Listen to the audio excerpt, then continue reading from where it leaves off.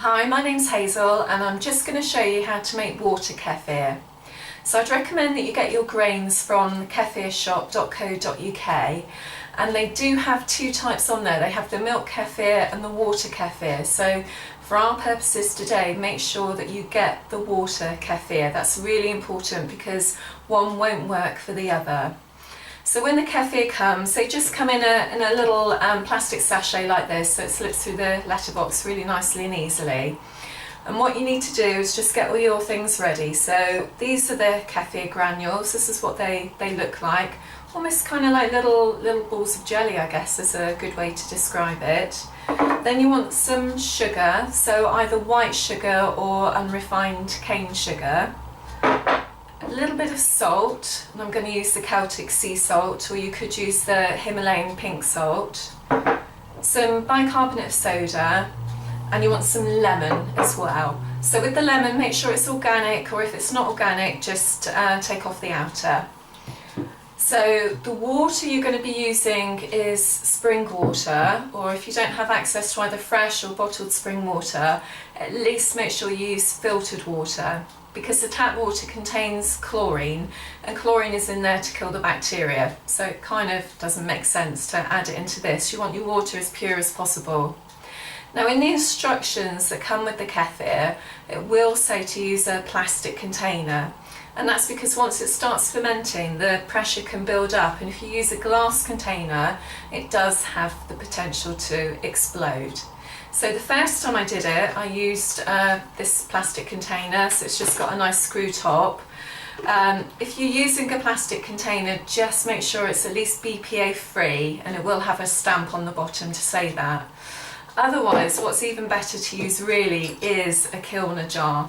So if you're using a kilner jar, just make sure that you keep an eye on it, and if it starts really bubbling, that you maybe just ease off the whatever it's called on the side, and just let some of that gas escape. Okay, so just keep an eye on it.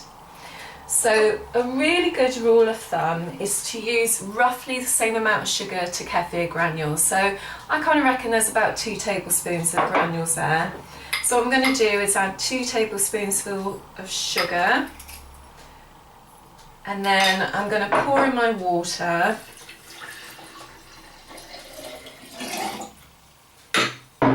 And I'm just going to swirl that around a little bit just to really get that sugar dissolving.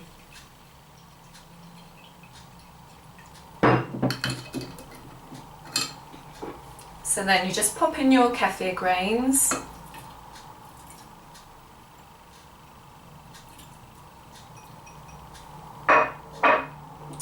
Pinch of the salt, so the salt is to help mineralise it. Pinch of the bicarb, and the bicarb is to help alkalise it, and then the lemon. So you need to leave that in a warm place for a couple of days. It normally takes, might take a little bit longer the first time. You'll know it's really active because you'll just start to see all the bubbles come up. So like I said, just keep an eye on it. If it's looking a little bit gassy, just bleed some of that off. Don't put it anywhere too hot, especially if you are going to use the glass jar. So don't put it next to a radiator or next to a ray burn, because that's when you're going to really potentially cause problems with it exploding. But kitchen generally is a nice warm place for it. And then you just want to have a little taste. So if it's too sweet, if you can taste the sugar in it, don't have it at that point. You need to make sure it's kind of just between losing the sweetness and not getting too acidic. So just play around with it. It takes different times because, you know, the granules are a unique thing and the environment is a unique thing. So just kind of play around with it. And then when you think it's ready, just strain it off. Use a plastic sieve when you strain it. And then you can keep it in the fridge for a couple of days if you want to, and then get your next batch on the go. You can take your kefir a step further and do some really nice ferments with it, some nice fruit ferments which just add an extra dimension, makes it a really gorgeous drink. the real expert on this is Russell, the Raw Chef. So if you have a look at his website, so it's Russell James, and his website is therawchef.com. He actually does a fantastic fermentation course, so I'd really recommend taking a look at that. Otherwise, pop onto my website just for some more tips and information, and that's at hazelradford.com. Okay, thank you. Bye for now.